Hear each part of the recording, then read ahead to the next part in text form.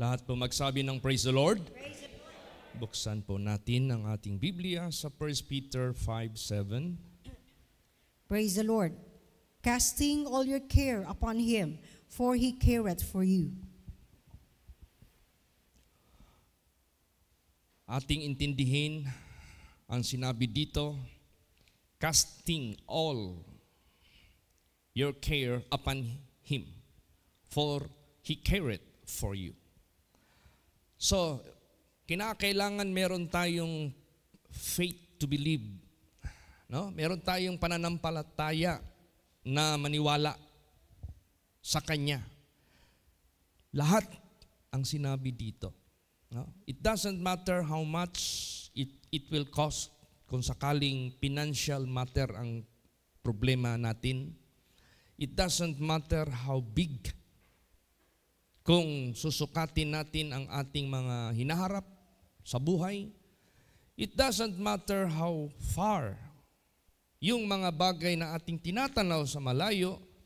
It doesn't matter what time na matatawag natin na magagamit dito man sa ating buhay sa sanglibutang ito and onward after dito sa sanglibutang ito. Ang Diyos ay may kakayahan, may kapangyarihan. Maasahan natin. Praise the Lord. Kaya, casting all. Lahat. I-commit mo na lahat. Ibigay mo na lahat. Idalangin mo na. I-cast mo na sa Panginoon ang lahat ng ating hinaharap, ng ating mga pangangailangan, ng ating mga gawain. Lahat, i-commit mo sa Panginoong Diyos. He is unlimited. He is more than enough. He is capable. Kaya niya lahat. Walang hindi makakaya. Lahat makakaya niya. Kaya ang tanong lang sa buhay natin, kung maniwala ba tayo? Ang tanong lang sa buhay natin, if we trust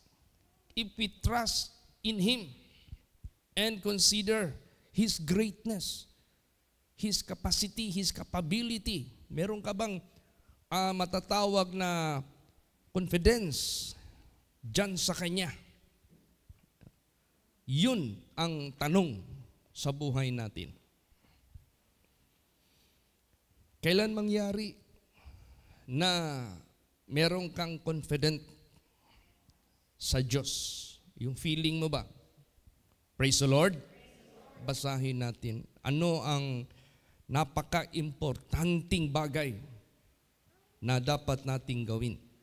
Basa Psalms 55 verse 22. Praise the Lord. Cast thy burden upon the Lord, and He shall sustain thee. He shall never suffer the righteous to be moved. Itong second na praise sa sentence na ito, ito yung pinaka-importante. Kaya read na yung primero na verse, 1 Peter 5:7, na walang question na kaya niya lahat. Ingatan ang lahat ng ating kinakast sa Kanya. It doesn't matter.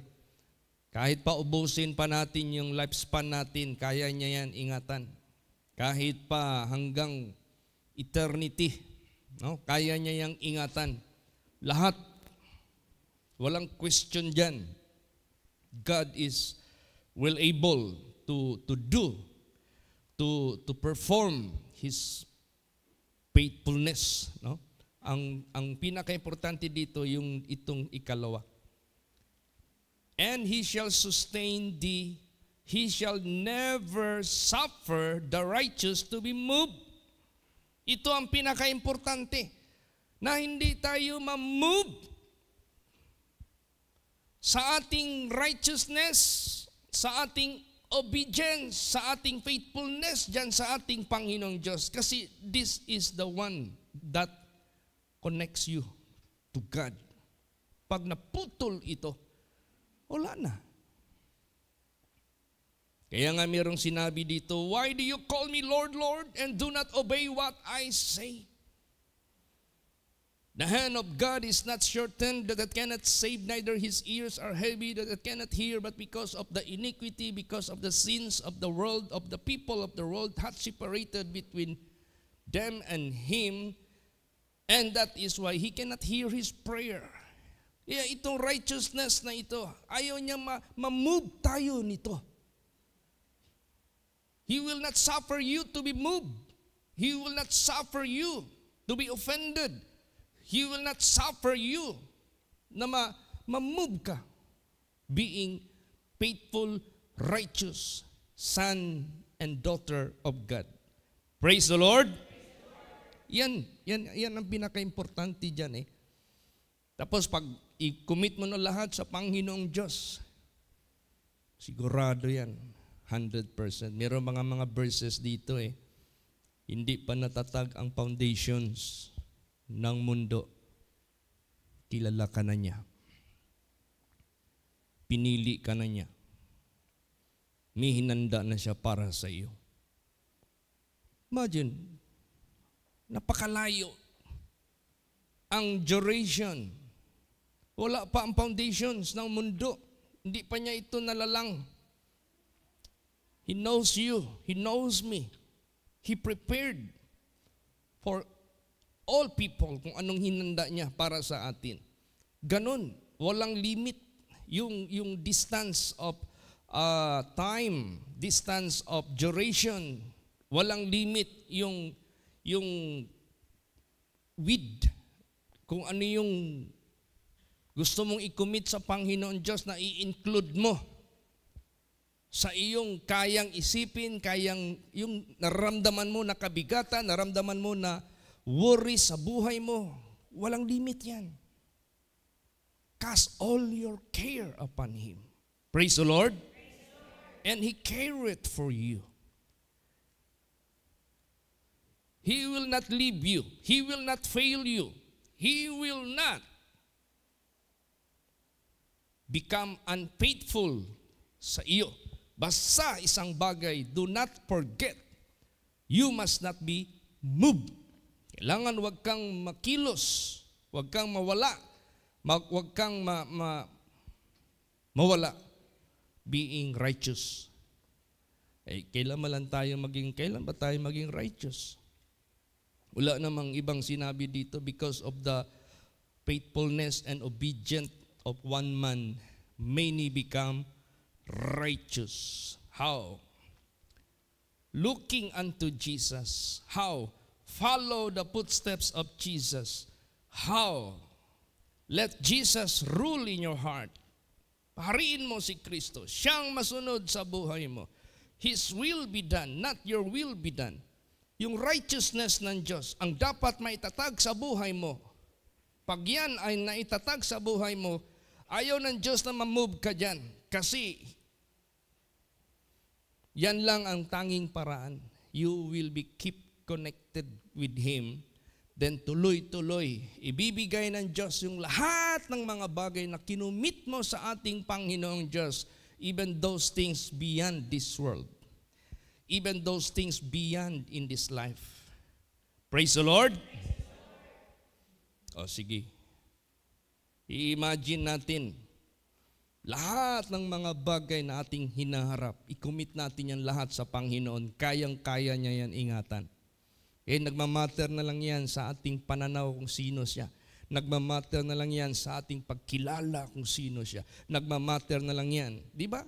If you ask something from someone, from your employer, from your boss, from your company, hindi ka naman pwedeng mag-ask. Lampas sa kanilang kakayahan, because that will be nonsense. Ngayon, i-consider natin sino yung hihingian natin. Kaya sinabi diyan, cast all your care upon God. He careth for you. Praise the Lord. Mararanasan mo, matitikman mo, matatanggap mo yung kanyang kasagutan, yung lahat ng Kinumit mo sa ating Panginoong Diyos by prayer dahil naniwala ka sa Kanya. Tapos, you keep in touch with Him na hindi ka namumove being righteous. Kanina may tumawag sa akin. Isa itong schoolmate ko sa Davao City High School. We are not so close.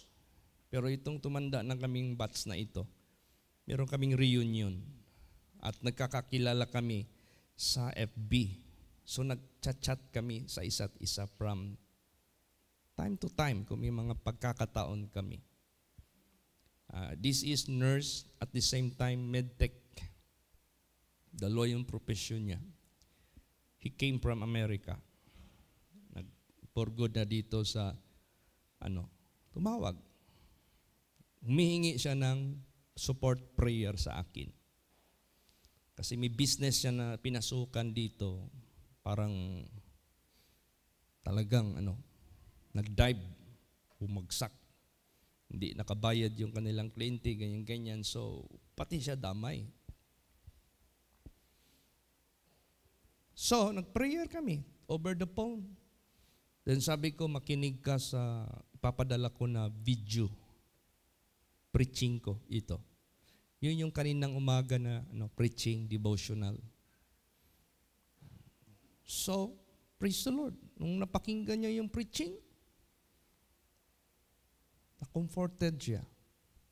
Nabigyan siya ng guidance. Ang lumabas sa kanya yung guidance. Are you waiting something from Him? The question is, are you worthy? Are you deserving? Kaya ayaw ng Diyos mamove tayo from being righteous para worthy tayo. Deserving tayo. Bakit kailangan pa yan, Pastor? Of course, God cannot give any consent to any sin. He cannot approve. He hates any sin sa sanglibutang ito. That is what about His holiness. Yun yung meron sa Kanya. God is holy. God is perfect. Stand in awe of Him and sin not. Kaya kailangan kung nakilala man natin ang Diyos, alamin din natin anong gusto niya sa atin. Anong gusto niya sa atin? God will not suffer us being righteous to be moved. Para hindi maputol yung ating connection dyan sa ating Panginoong Diyos. So para hindi maputol, anong dapat natin gawin? Basahin natin. Psalms 25 verse 21. Praise the Lord. Let integrity and uprightness preserve me, for I wait on Thee. See? Natapos mo nang kinumit sa Panginoong Diyos ang lahat. Pangangailangan mo, protection mo, buhay mo, lahat ng mga tukso, lahat ng mga pagsubok na dapat mong daigin sa sanglibutang ito. Matapos ang buhay mo sa sanglibutang ito, matanggap ka doon sa kanyang kaharian, everything are being committed unto Him. All things, kumbaga. So we are waiting. You are waiting sa mga answers na yan, sa mga grant, kumbaga pa. Anong dapat gawin? Let integrity and uprightness preserve me. Preserve from what? Preserve from being worthy. Na hindi maputol, hindi ma-void yung kanyang pangako na lahat ng mga kinasmo sa kanya, lahat, He will care for you. Hindi maputol. Kaya He will not suffer us to be moved. Let integrity and uprightness preserve me, for I wait on Thee. Integrity. Ano ba yung integridad? You hold your integrity. Ano bang ibig sabihin yan? Hindi mo gini-give up ang iyong loyalty, faithfulness sa ating Panginoong Diyos in exchange of anything of this world. Ano mang exchange, gain out of evil, pleasure out of unrighteousness, kahit ano pang mga bagay na nakakatukso sa sanglibutang ito, you stand in integrity. Dapat yan, ma-preserve yan sa buhay natin. At saka yung katuwiran, yung uprightness na hindi kayang baloktotin ng tukso. Hindi kayang baloktotin ng pagsubok sa buhay. Yung fiery trials kung tawagin. Hindi kayang matamaan ng fiery darts ni Satanas. Nandyan lahat. Pinoprotectionan mo yung uprightness. Pinipreserve mo sa buhay mo yung integrity na yan. Ganun ka-importante. Pag yan ay na-maintain natin at tayo naghihintay sa ating Panginoong Diyos, none of those na gustong mag-withhold para hindi mo matanggap ang favor, ang blessing, ang lahat ng mga bagay na kinumit mo sa Diyos, none of those can prevent it. None of those can withhold it. He will care for you. He will fulfill all things na kinumit mo sa ating Panginoong Diyos. Yung tanong sa akin noon ni Brother James Yap, sabi niya sa akin, Brother Chiro, 10 years from now, what can you see and what can you say in your ministry? So, kung baga pa, kung meron ba akong vision, meron ba akong mission, meron ba akong plan, meron ba akong target sa ministry ko, kung ano na ang magiging mapupursi.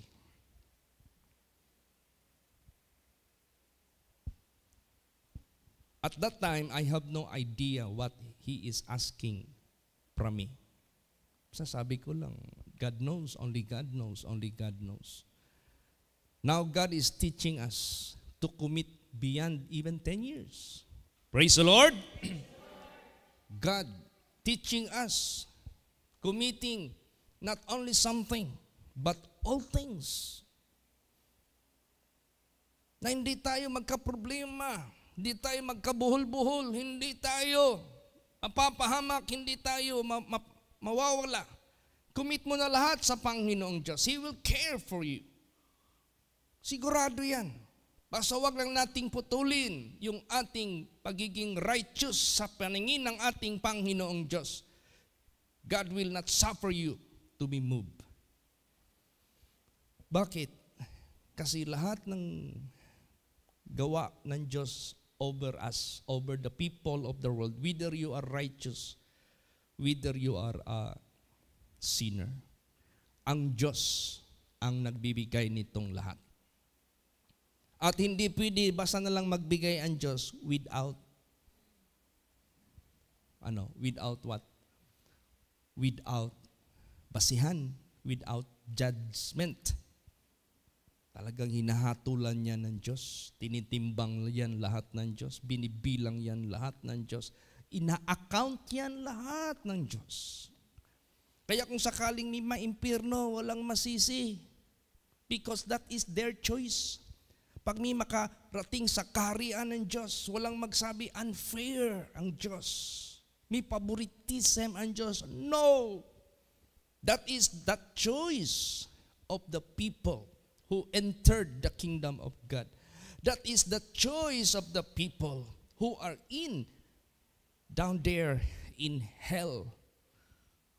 Choice ng tao yan eh. Kaya sa buhay natin, i-commit na natin lahat. Praise the Lord. Basta isang bagay lang, wag na tayo talaga ma-move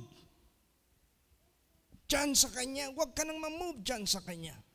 Let integrity and uprightness preserve you. Kaya sabi ko kay Brad Sam, pasimbahin mo yung mga kasamahan natin dyan sa trabaho nyo. Bakit? Concern ako sa kanilang kinabukasan. Batang-bata pa nila. Kailangan nila na meron silang Diyos ng Diyos ni Shadrach, Meshach, Abednego, Diyos ni Joseph, Diyos ni Abraham, Diyos ng mga anak ng Diyos dito, who have their own God, which kinumit nilang buhay nila, and God took care for them. The same sa kanila. Sa atin lahat. Saan pa manggagaling yung magki-care sa atin na walang limit? Walang matatawag nating time limit, distance limit, value limit. Wala. Ang Diyos lang. Kaya saan natin i-cast? Doon sa Kanya. Casting all your care upon Him. Praise the Lord. And He will care for you. Bakit ayaw niya gusto maputol yung ating integrity at ang ating uprightness or righteousness? Basahin natin. Psalm 7 verse 8. Praise the Lord. The Lord shall judge the people. Judge me, O Lord, according to my righteousness and according to mine integrity that is in me. Yan. Ang una dito na-mention people. No categories, no itong tinatawag na kung ano-ano ito sila. People, this is general term of human being. I-judge niya yan. Righteous ka man, unrighteous ka man. Faithful ka man, unfaithful ka man. Believer ka man, non-believer ka man. As long you belong to a human race. The Lord shall judge the people. Now, pag sunod nito, individualize na. Judge me, O Lord, according to my righteousness, according to my integrity that is in me. Saan siya galing nito? Saan siya nagkakuha nito? Sa kanyang faith sa Diyos. Saan pa? Sa banal na salita ng Diyos. Saan niya nakuha? Dito sa simbahan, dito sa sanctuary. Praise the Lord. So meron tayong venue, pagkukunan ng mga bagay na ito. Para sa ganun, i-judge man tayo ng ating Panginoong Diyos na anong nararapat sa ating buhay. He will judge us according to our righteousness and integrity. Saan natin nakuha yan? Dito sa salita ng Diyos. Natuto tayo ng husto sa salita ng Diyos. The law of the Lord is perfect, converting the soul. Hindi pwede walang pagbabago sa buhay mo. Kung nilagay mo yan sa isip, sa puso mo, you will be converted. From darkness to light, from sin to righteousness, from worldly to holiness. The law of the Lord is perfect, converting the soul. The testimony of the Lord is sure, making wise the simple. The testimonies, those events that are being written in the Holy Scriptures, these are the testimonies of the Lord. To those who are faithful, they were blessed. To those who are unfaithful, they were cursed. Testimonies, sure yan. Ngayon, meron na tayong aral. Meron na tayong lesson. Meron na tayong wisdom. Natandaan natin lahat ang mga testimonies of the Lord. The testimonies of the Lord make it you wise. Praise the Lord. Ayan, ganun ka-importante.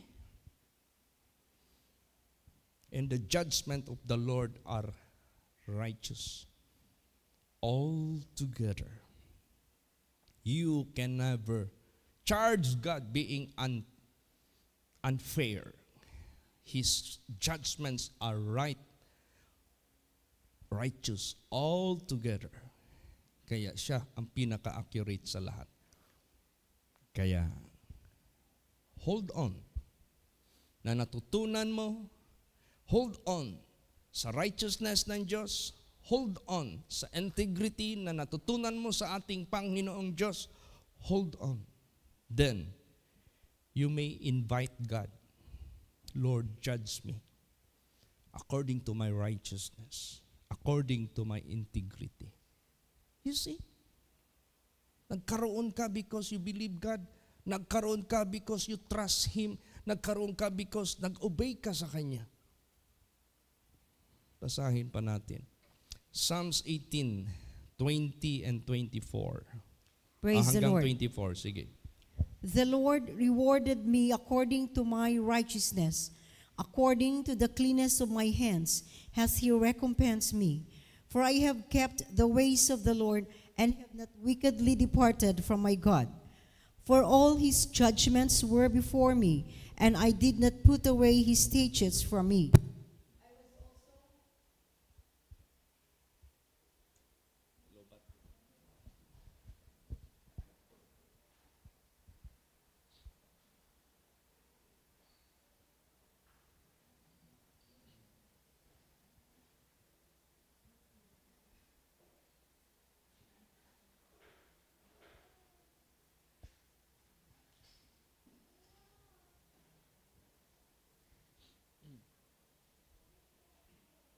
For all His judgments were before me, and I did not put away His statutes from me.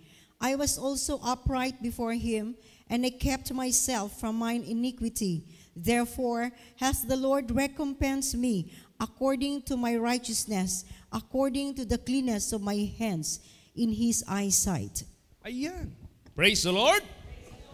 May nangyari na sa buhay niya. May naganap na sa buhay niya. And he experienced receiving something from God. The Lord rewarded me according to my righteousness. Na-experience niya yan. He was rewarded. Past tense. Na-experience niya. According to my righteousness. So ibig sabihin yan, saan siya nanggaling ng righteousness na yan? When in fact, the Bible says, no one is righteous, no not one, except God. Yung kanyang relationship sa Diyos. Unang-una, he believed God. Ikalawa, ang salita ng Diyos nilagay niya sa kanyang puso. And he never declined, but he inclined his heart to perform his statutes always, even unto the end. Yan.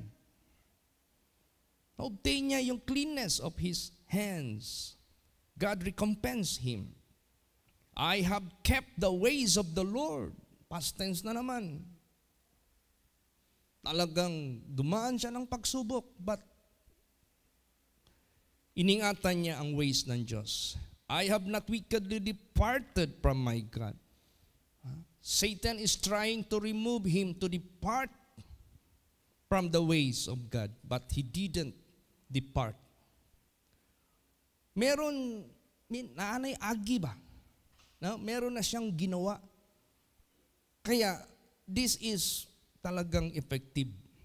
Therefore, meron pa, I was also upright before Him. I have kept myself from mine iniquity. Iningatan ko yung sarili ko mula sa aking kasamaan. Therefore hath the Lord recompensed me according to my righteousness, according to the cleanness of my hands in His eyesight. So, we must be approved unto God because God will be the judge. Approve ka sa tao, disapprove ka sa mata ng Diyos. Bakit? Tao lang pinapakitaan mo ng kabutihan. But in secret, nanonood ka na ng pornography secretly. Nanonood ka na ng mga teleseries secretly. Nanonood ka na ng mga nagpo-produce ng mga spiritual viruses sa puso, sa isip mo. You do not prevent those things. You welcome them. So anong mangyayari? Approve ka sa tingin ng mga tao. But in the eyes of God, you are not approved. Useless yun. Hindi ang tao magja-judge sa atin. Hindi ang mga tao mag-recompense sa atin. At saka hindi magbabase ang Diyos sa recommendation ng tao. No. And God doesn't need any commendation. Because alam na niya lahat tayo. Praise the Lord. In His eyesight. Yun ang pinaka-importante. Para sa ganun, iniingatan mo ang iyong relasyon sa ating Panginoong Diyos na hindi ka talaga mamove. Yan ang pinaka-importante. Kaya huwag kang matakot. Ano mang meron dito sa mundo, the Bible says, God hath not given us the spirit of fear, but of power. Power to overcome, power to resist, power to defeat them. God hath not given us the spirit of fear or to be a coward. Para mag-tremble tayo sa kanila, para mag-submit tayo sa kanila, para maging slave tayo sa kanila. No. But of power and of love, divine love, the keeping of His words, and of a sound mind. Kakarating tayo sa ating biyahe papuntang kaharian ng Diyos. Makakarating tayo sa ating biyahe, sa ating success and victorious life. Praise the Lord! Dahil may sound mind ka you can manage. May sound mind ka you can drive your vehicle. Sigurado yan. Kaya napaka-importante po. Saan pa tayo? Sino pang tutulong sa atin sa mundong ito? Wala na. Tulad tayo, kanya-kanya tayong responsibility. Kanya-kanya tayong trabaho. May trabaho kayo, may trabaho din ako. Yung mga trabaho ko, nakakamada na, naka-schedule na. Hindi ko naman pwedeng magmayabang ako. Kung tutuusin, I am nothing at all. I am not able by myself. So saan natin yan makuha?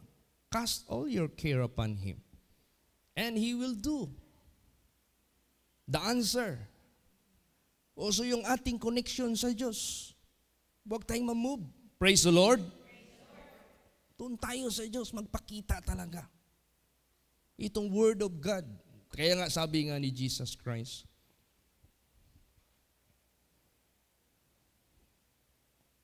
I will not judge you, but the Word of God which you have heard, the same will judge you in the final day.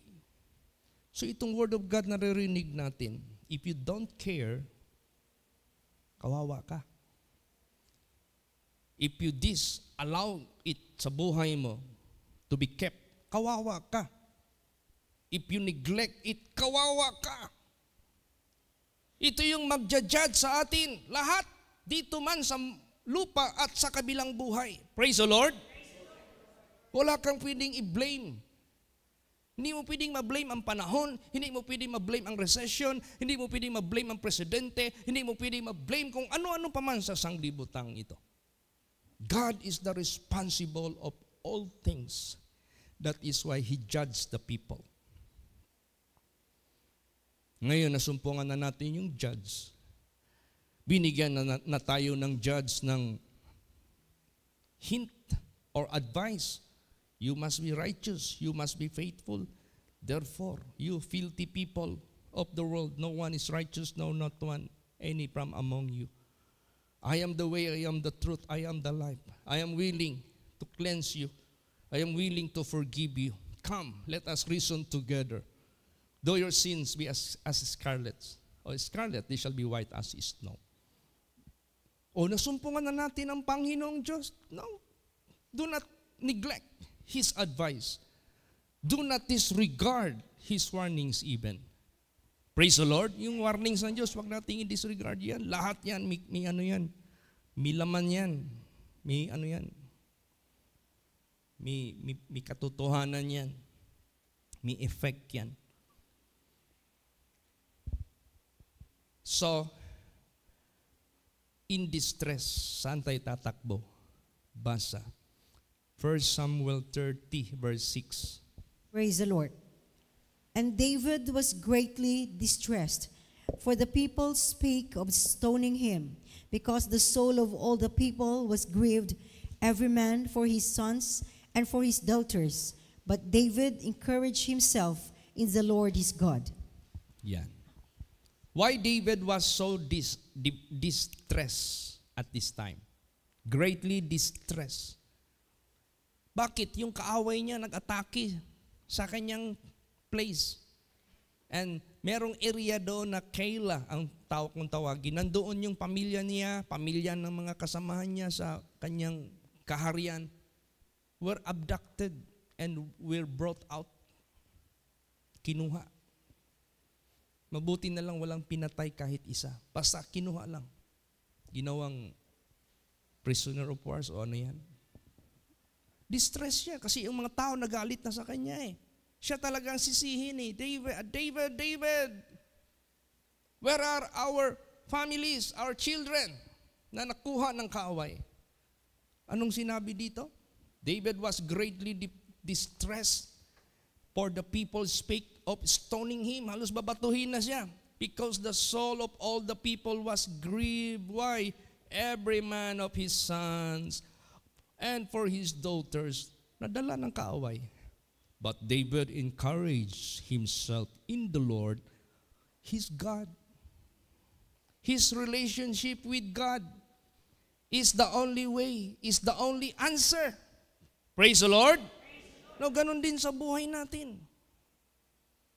Iba-ibang sukat ng volume or level or intensity ng ating hinaharap sa mundong ito. But regardless, ano pa yan?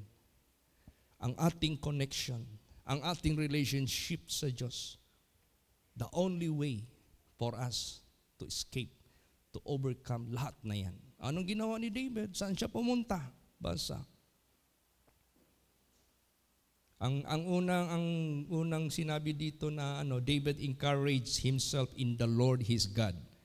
Next, Psalms 27:13 hanggang 14. Praise the Lord.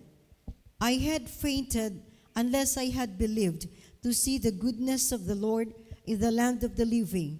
Wait on the Lord, be of good courage, and he shall strengthen thine heart. Wait, I say, on the Lord.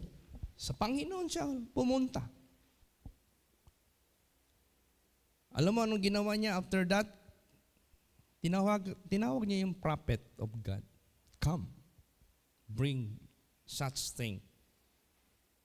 The things that we need by asking revelation to God. Ask the Lord if I will pursue them. Nagsagot ang Diyos. Habulin mo sila. You can recover all. Lahat ma-recover mo. O, di ba? Ay saan niya naangkin yung katagumpayan sa malaking challenge na dumating bigla sa buhay niya? Di ba? Wala siyang ibang nilapitan yung kanyang Panginoong Diyos na meron siyang relasyon, meron siyang connection, meron siyang God acknowledging him, and he acknowledges God. Praise the Lord. The question is, do you acknowledge your God? Do you acknowledge Jesus? Do you acknowledge God in your life? That He is the answer of everything sa buhay mo? Do you acknowledge it? Yan ang mga tanong eh. Then, establish relationship with Him. Establish mo yung relationship mo sa Kanya. Tingnan natin. 100% yan. Mararanasan mo. God will recompense you. God will reward you after you have kept His words. Basahin pa natin Nahum 1:7. Praise the Lord. The Lord is good, a stronghold in the day of trouble, and He knoweth them that trust in Him. Yan. The Lord is good. A stronghold in the day of trouble. Meaning to say, stronghold, hindi ka madi-destroy if destruction will approach to you. God is good. He is good. Evil will never prevail against you. God will do good for you, and evil cannot make you defeated or to be bad situation. Hindi. In the day of trouble, He is a stronghold. He knoweth them that trust in Him. Yan ang isa yan. Kilala niya kung sino yung may relasyon sa Kanya na mabuti. Kilala niya na mayroong nag-trust sa Kanya, may faith sa Kanya, nagsasubmit sa Kanya, obedient sa Kanya. Kilala niya. Kaya yun dapat nating hindi mawala sa buhay natin. Para if you commit all things, kampante ka sa buhay mo. Praise the Lord. Meron pa dito, righteous king. Dumating ang malaking pagsubok sa buhay niya. And all his people are already trembling for fear. For what? For such multitude of number of enemies. Tingnan nila yung number nila, konti lang. Pagtingin nila sa labas, naku, parang kapal ng buhangin. Nanginginig na sila.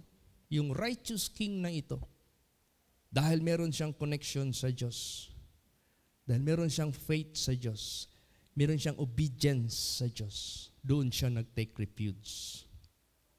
Basahin natin. Tsaka, dyan natin makikita yung kanyang kapangyarihan. Sige, 2 Chronicles 32 verse 8. Praise the Lord. With Him is an arm of flesh, but with us is the Lord our God to help us and to fight our battles. As the people rested themselves upon the words of Hezekiah, king of Judah. Yan. Positive. Ibig sabihin niyan, itong hari na ito, he believed his God. And he considered his God mightier, stronger than anyone. So, nagsumbong na ang mga tao, narinig na niya yung mga yung fear. Ito ang sinabi niya. Huwag kayo matakot. Dahil sa kanya, arm of flesh. But with us is the Lord, our God, to help us and to fight our battles. And the people rested themselves upon the words of Hezekiah, king of Judah. They believe. They execute also their faith. So anong nangyari? Kung basahin mo, nakalagay lang sa isang verse. Isang verse lang ang nilagyan, dinescribe na lahat. Paano nilutas ng Diyos ang problema nila. Basa. 2 Chronicles 32 verse 21. Praise the Lord. And the Lord sent an angel which cut off all the mighty men of valor and the leaders and captains in the camp of the king of Assyria. So he returned with shame of face to his own land. And when he was come into the house of his God, they that came forth of his own bowels slew him there with the sword. Naranasan nila ang care ng Diyos. Praise the Lord! It doesn't matter how many, the number of the soldier of Assyria. 185,000? Hindi yan nagmamatter. Ang nagmamatter dyan is our God. Nagmamatter dyan, who is the greater, who is the mightier. Dyan nagmamatter eh. Who is more powerful. Now, ang Diyos, wala nang iba. Kaya nga dinescribe ng husto ni King Zedekiah o Hezekiah. Kanila, arm of flesh lang yan. Ours is the Lord, our God. Then, isang angel lang pinadala ng Diyos. All 185,000 Assyrian soldiers were killed. And after that, the same day, napahiya si King Sennacherib. Umuwi na malungkot. after he reached his place, his own son or sons killed him. Pinatay siya. Alam na ng Diyos how to do the solution of all things na hinaharap natin. That is why He challenged us, cast all your care upon Him. Praise the Lord! For He will care for us. Commit lahat sa Panginoong Diyos. Walang makakaano. Alam mo, minsan yung mga problema natin, nagmamatapang yan. Minsan yung hinaharap natin, nagmamalaki yan. Akala mo mga giants na, akala mo ang liliit natin. Yung mga challenges sa buhay natin, akala mo they are so great and we have nothing to do against them. No. God can change that. Kayang baguhin ng Diyos ang senaryo. Dito sa Bible, may nangyari yan dito. Actually, isa itong puot ng hari na makapangyarihan at that time, who has the power to all people under his kingdom to execute and to kill them if he would. Eh nakasagupa niya yung children of God who has relationship with the real God who made the heaven and the earth. They were not afraid. Sa bahad ng hari, hindi sila takot sa hari. Kaya tayo, minsan pag magsalita yung mga challenges sa buhay natin, yung mga hinaharap natin na kinabukasan as if they are so dreadful. No. Don't be terrified, neither be frightened. Wag. Cool down. Isa lang bagay, just don't be moved from being faithful son and daughter of God. Yan lang isang bagay na kailangan natin. He will not suffer the righteous to be moved. Di nagalit yung hari si King Nebuchadnezzar. Unang-una, he declared such decree. The moment you will hear all kind of instruments that shall be sounded, then you kneel down and bow down and worship my golden graven image, which I am dedicating this day. Dedication yun ng kanyang image. And sino man ang mahuli, that day, that very hour, shall be cast into the fiery furnace. Hindi sila natakot. Pag bow down ng lahat, they stood and keep their relationship with their God unmovable, and keep their faith in God without wavering. Then here comes, dumating na ngayon ang challenge.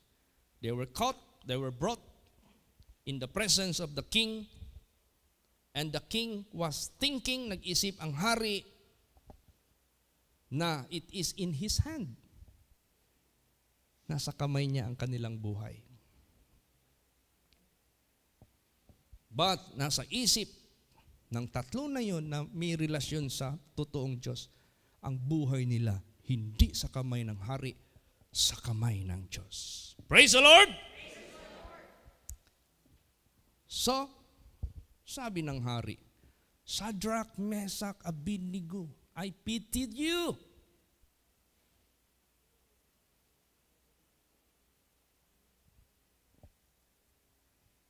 Gusto ko sa inyo marinig ngayon. Hindi na ba mabago ang inyong discretion or decision na hindi talaga kayo mag-bow down, mag-worship according to my decree?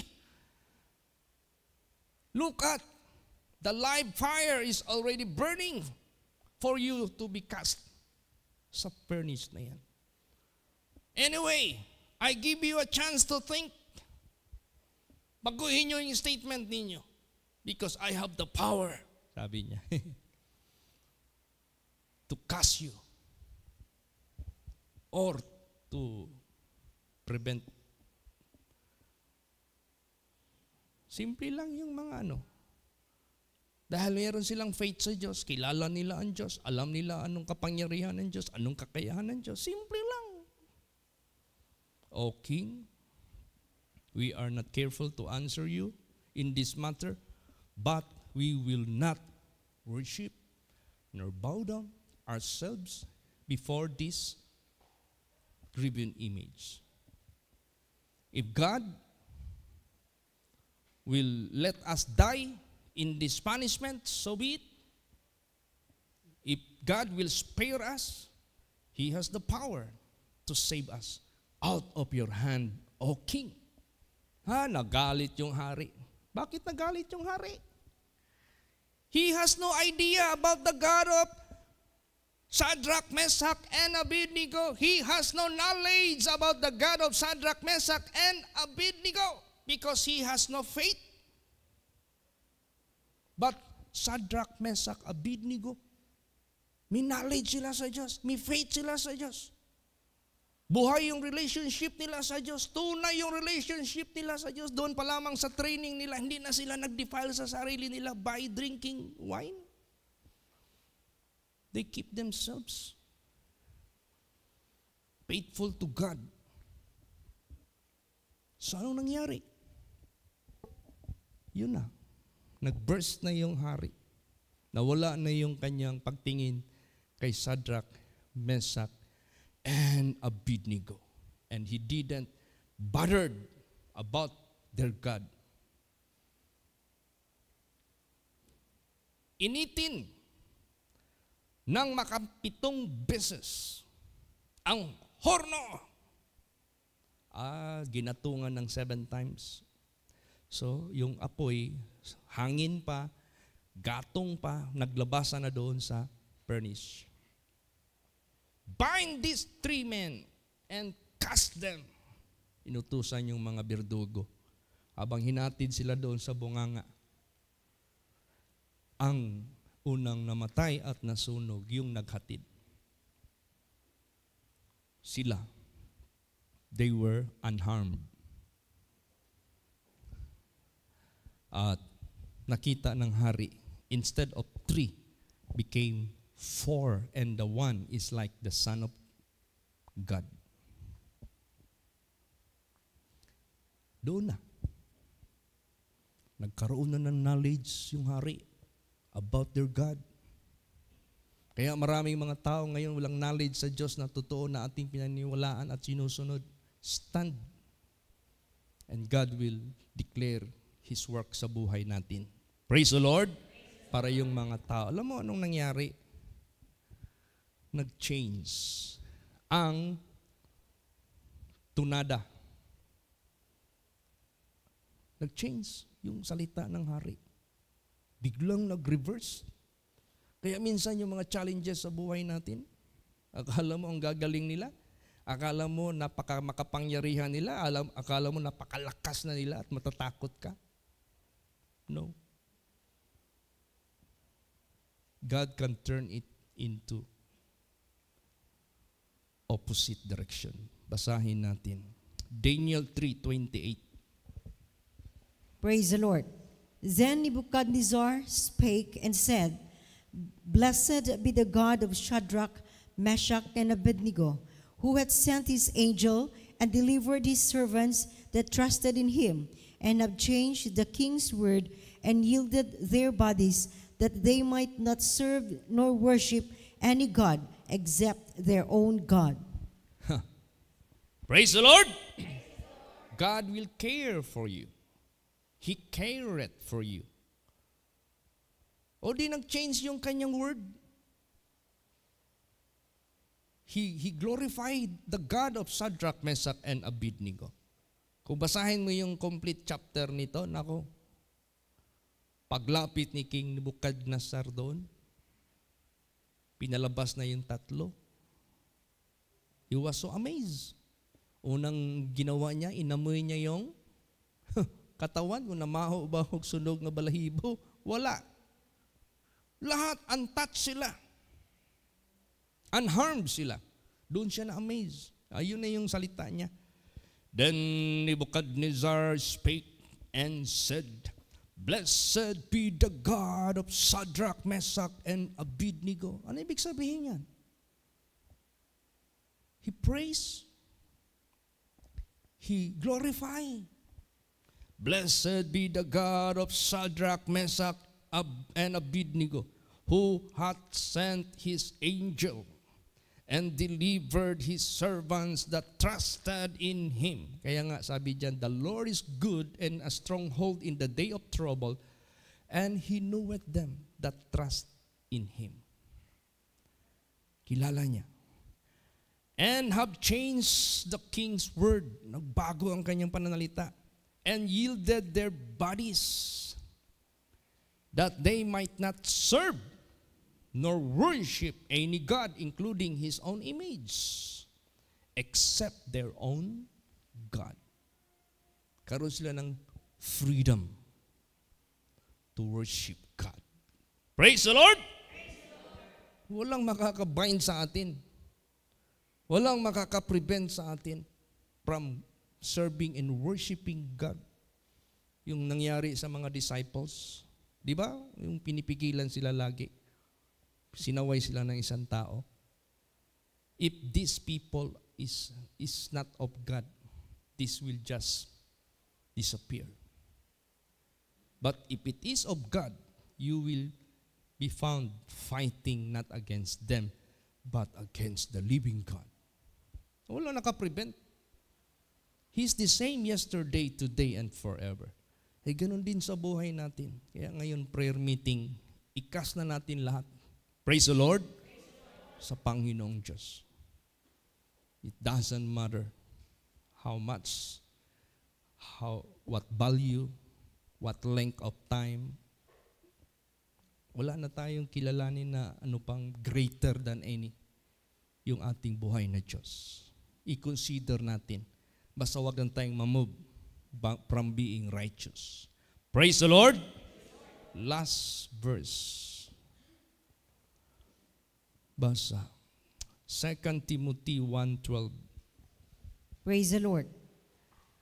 For the which cause I also suffer these things. Nevertheless, I am not ashamed, for I know whom I have believed, and am persuaded that he is able to keep that which I have committed unto him against that day.